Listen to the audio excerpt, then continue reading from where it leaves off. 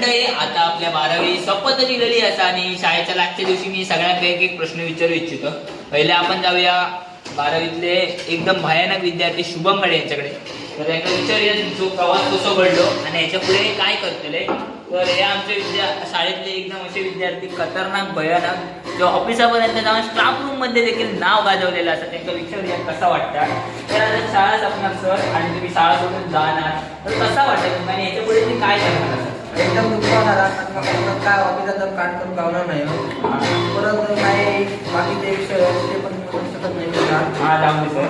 तर मग पुढे तुम्ही व्यवसाय कोणता करणार. व्यवसाय कोणता करणार पुढे व्यवसाय कोणता करणार तुम्ही. आता तसं सीझन जवळ आपल्याला रोज कॅनिंग करून करणार बागेतले सर बोलतायत कॅनिंग करणार. एकदम चांगला व्यवसाय निवडलाय. लोकांच्या गणपती लांबे सर कॅनिंग करून खाणार.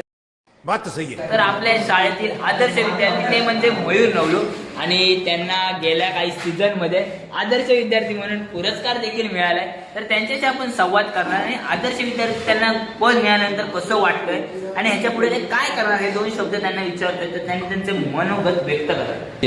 आदर्श व्यक्तीचा पुरस्कार मिळाला मला खूप आनंद झाला आणि मी आता सर मोठ्याने बोला. मला आदर्श व्यक्तीचा पुरस्कार भेटला त्यावेळेला मला खूप आनंद झाला आहे. मला एकूण 275 रुपये भेटले आहेत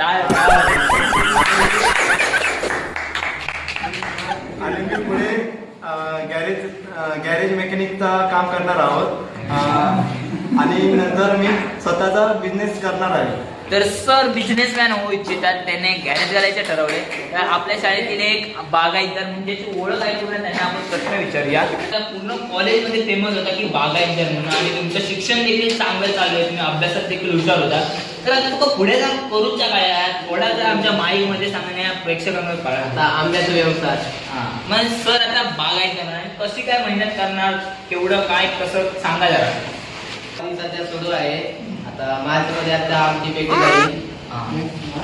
तर ती जातली असा आणि खरंच लय भारी आहे मोठं बागायचं. तरी तुम्ही वर्षात किती पेटी पाठवता. जवळजवळ 1,500-2,000 तरी 3-4 सर पाठवताय. आता खोट्या बोलते आपल्या कॅमेऱ्यासमोर. तर आता आपल्या वर्गातलो म्हणजेच आपल्या कॉलेजमधले एकदम गाजलेलो विद्यार्थी महाराष्ट्रभर नाही तर पूर्ण देशभर ज्याची ख्याती असं तो आपण मानच ना लावले. तर त्याच्या विचारूया कसा काय करतो आणि पुढे काय करतो त्याच्या आयुष्याचं एम काय लक्ष काय ते विचारूया. काय करणार सर तुम्ही पुढे. बिझनेस करणार सर एकदा काय बिझनेस म्हणजे काय इतकं कसला बिझनेस करणार. हा सरांचं मयूर स्पोर्ट म्हणून दुकान आहे. तर त्याला सपोर्ट करा आणि आता आपण पुढे जाऊया त्यांच्याकडे. आता आपण येणार असा वाड्यातला विद्यार्थी ज्याची एसटी कधीच त्याला भेटत नाही. आज भेटली म्हणून नाव आलं असं नाही त्याच्या शाळेत कधीतरी येतात. तर त्याचा विद्यार्थी ह्यो पण एक कलाकार असा. ह्याचो पण युट्यूब चॅनल असा कलावंत मोशन म्हणून आणि त्याच्या त्या भावाने काम केलेलं असं. तर त्याला विचारलं त्याचा पुढे करिअर काय असं आणि अभ्यासाबाबत त्याच्या गोष्टी. अभ्यासाबाबत तसं मी हुशार नाही पण मी पेपरापुरतं तरी लिहिली आणि पास होईल आणि याच्यापुढे मी ह्याच्यात आपला यूट्यूब चॅनलवर काम करेन आणि त्याच्यापुढे मी अजून शिक्षण घेईन पंधरावी करेन असं आणि नंतर मग मी स्वतःचा बिझनेस टाकायचा प्रयत्न करेन. तर बहुतेक वर्ष ते बिझनेसमॅन म्हणायचा होता. जो तो म्हणता बिझनेस घाले आई शपथ घातल्या नाही तर तर आता आपल्या वर्गातलो एका थोडाफार बोलायला थोडाफार ऐकायला येतो असं विद्यार्थी म्हणजे कुणाल निरंकर. तो बरोबर दाबोळत नाहीये आणि शिक्षणाबद्दल त्याला एवढी आवड आहे ना की तो बरोबर आकृती वगैरे एकदम चांगली काढता आणि अजून पण तो आकृती काढता अभ्यास करता. तर त्याला विचारू शकत नाही पण तो मनोभक्त त्याचा चांगला असा. तर ह्यो आमच्या वर्गातला एकमेव विद्यार्थी असा.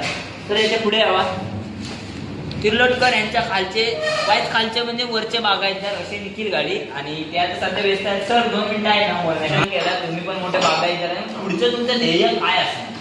माझं ध्येय इथे एक गॅरेज घालायचं आहे आणि मालवणमध्ये एक घालायचं आहे आणि प्रत्येक जिल्ह्यात माझं एक गॅरेज असणार.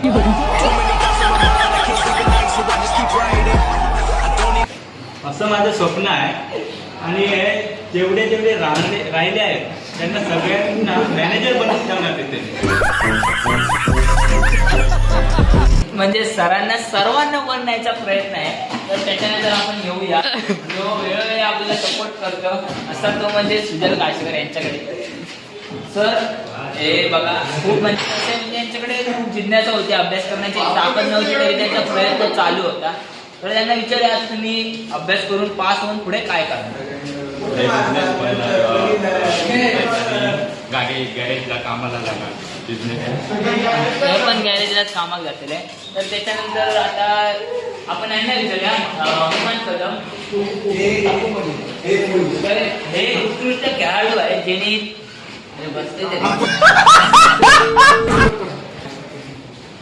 तर सर आता तुम्ही पुढे काय करणार एवढं मोठं होऊन? आणि तुम्ही आमच्या हायस्कूलमध्ये कॉलेजमध्ये आणि हायस्कूलमध्ये दोन्ही वेळा खो खो या खेळामध्ये तुम्ही एकदम उत्कृष्ट खेळाडू म्हणून कामगिरी करत होता. तर तुमचं पुढचं ध्येय काय आहे? ध्येय म्हणजे आता कॉलेज संपल्यावर मीटिंग बरं जाणार.